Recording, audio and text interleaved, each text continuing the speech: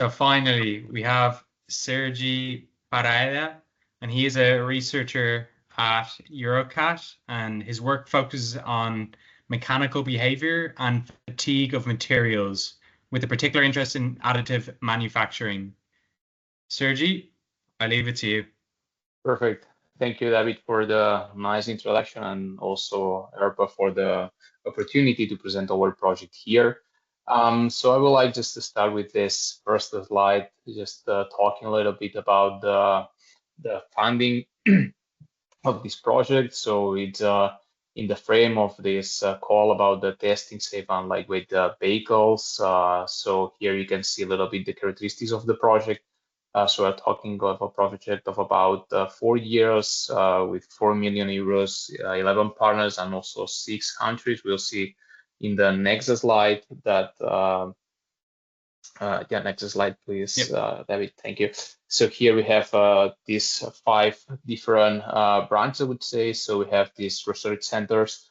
So the project is coordinated by Eurecat, and also we have this Fraunhofer and virtual vehicle just working on the developing the new materials and the new solutions to be applied to the vehicles. Then we have universities, Lund University and Krems University.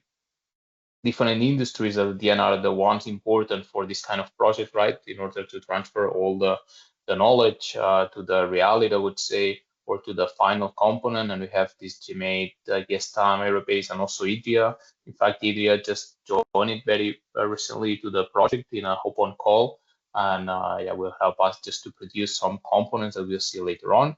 Also, we have Industrial Research Center that belongs to Stellantis, so this is CRF.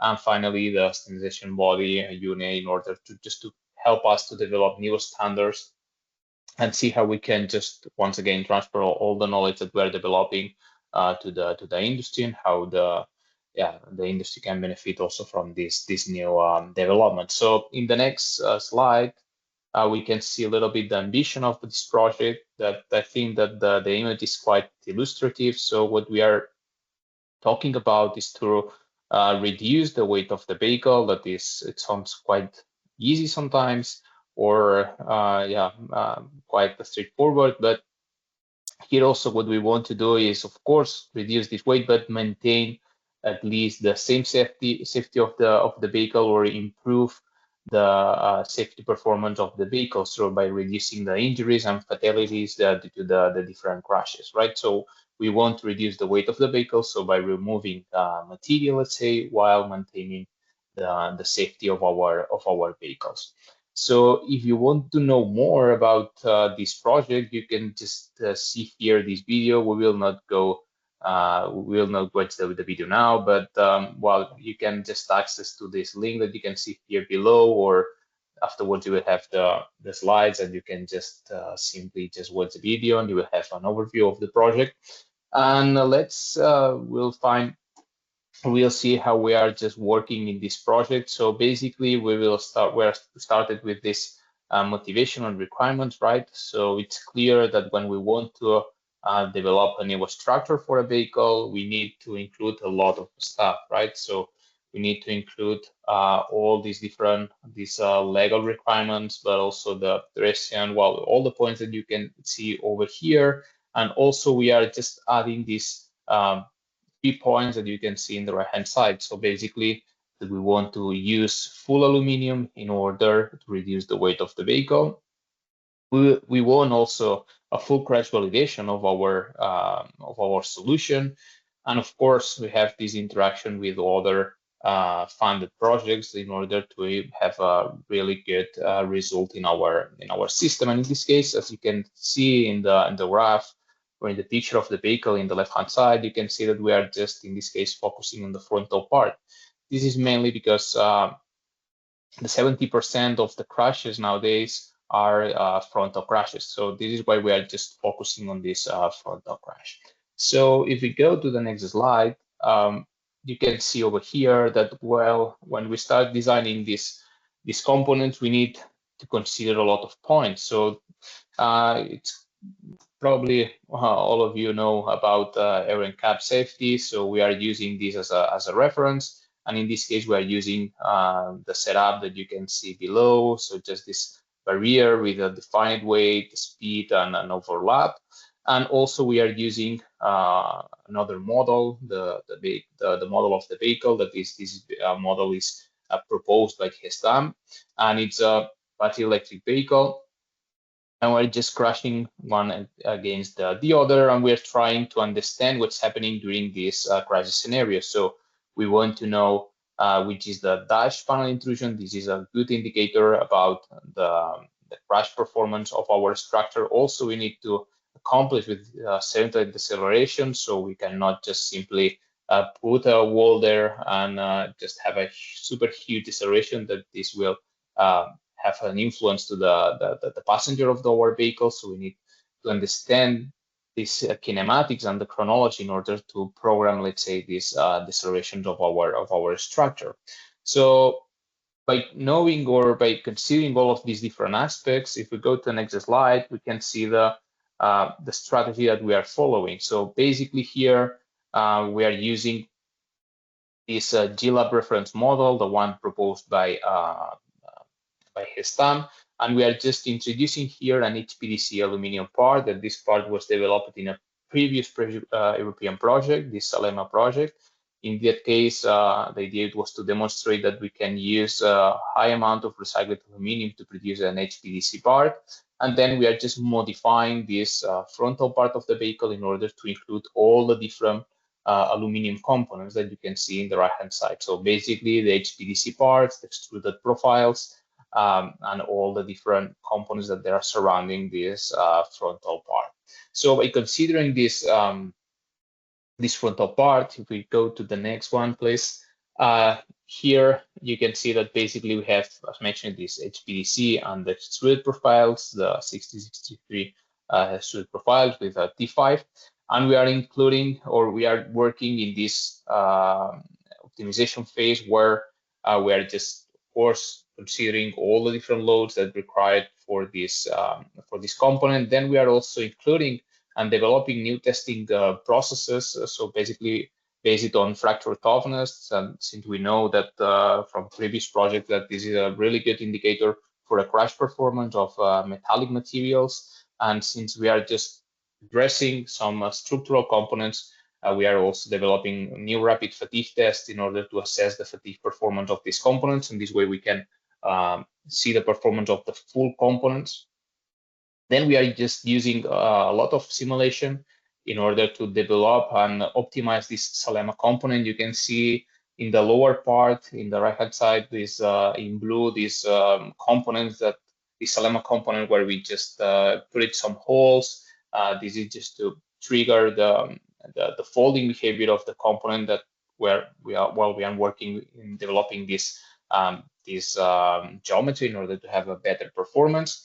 And then here we have the AVFF and topological optimization. We will see this later on.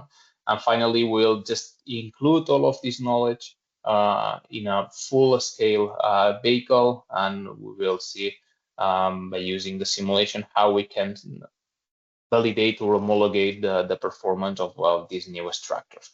So if we jump to the next slide, we can see the AVFFs. That basically here, this is a new concept that we've developed, is adding valid fractional features. That the main idea is to produce or to have some reinforcements in these extrude profiles that we saw in the previous slides. So basically we're using the LMD technology, so the laser melting deposition technology, where we are using some aluminum powder and we are just melting this powder and we are depositing these reinforcements on top of our tube. So you can see here in the right-hand side that we can just print different geometries, these kind of fish bones or the honeycomb structures. And the main idea is that by simply using this strategy or this reinforcement, we can reduce the weight of these components while we are maintaining the same energy absorption set. So that at the end is what we want in our project, right? So we try to use thinner materials or less material, but also maintain the same performance of our component. So in the next one, we can see the some trials that we carried out. As you can imagine, it's not that easy. So here we just tested different powers and different setups in order to have the best AVFF geometry, the best performance. And also in the next one, please. Here we produced our own powder. So here you can see that this powder was produced by Eurecat and then was sent to Fraunhofer. That they were just printing the reinforcement. In this case, at Eurecat we produced this aluminum alloy with added zirconium in order to have a better performance of these reinforcements, and that will be just introduced or deposited on the surface of these extruded profiles. So in the next slide, here just to mention that, of course, it's clear that the EURECAP defines some situation, right, some scenarios, but what happens when we are just changing these different scenarios, when we are introducing some angles, or we are just changing the velocity, or even when we have different vehicles with different dimensions, etc. So this is what we want to address with this in this project, and this is why we are just changing the simulations, including these different angles, and see which ones are more critical, right? And you can see over here that the folding behavior of this frontal part is totally different than the other one, where there is this where the cars are completely aligned. So this means that we need also to address these deviations that we may have in the reality, right? In our real cases. So then if we go to the next slide, we can see how we are addressing this point. It's clear that basically we are developing this passive system. So having this HPDC part, the extruded profiles reinforced by using additive manufacturing. But then here also we are introducing this new concept that this is the active system, where we are using some actuators, and you can see in the right hand side, this is almost the last version of our component, of our HPDC component, where we're just putting here in the middle kind of a cylinder that we can adjust the inner pressure of a fluid, and then we can more or less play with the folding behavior of this component, or with the absorbed energy of this component. So this means that it can help us to avoid severe damage in these different situations where we are changing the angles, etc., and we can tune a little bit the crash behavior of our vehicles and improve the safety of these vehicles. So on the next slide is the last one. This is the main takeaways that I would like just that you have in mind when talking about or listening about this project. First, the main idea is to use this LMD technology, so print some reinforcement of our components, but using exactly the same material. So this means that we are improving the recyclability, so we are not having different materials in a single component that this is simply super complex to recycle. And then also it's our bet in order to maintain the conventional manufacturing processes like the HPDC or the extrusion, and then just have this extra performance or this extra behavior in terms of mechanical behavior by using the additive manufacturing, like using these LMD processes. And finally, just to have, we're working really hard on having a really good simulation models from materials and the interaction between the different vehicles in order to, in the future, have this virtual homologation of the vehicle, right? Of course, we are working on producing different demonstrators that then we will just compare with the simulation, and this will just show how that we are capable of have this homologation of our vehicles in a faster way and also in a better way.